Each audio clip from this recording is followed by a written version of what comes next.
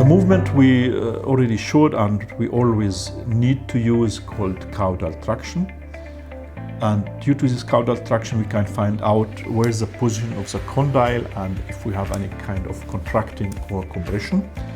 And then we, after the healing time of the implants, which is usually 4 months, we use a suprastructure for destruction and for increasing the vertical height. In some other cases, but this treatment works just if you have also a class 2 tendency at the same time, because as we know, when the lower jaw gets an anterior rotation, you will close the open bite, but at the same time the lower jaw will move a little bit forward, which is very nice if it's a class 2. So you treat open bite and class 2 at the same time.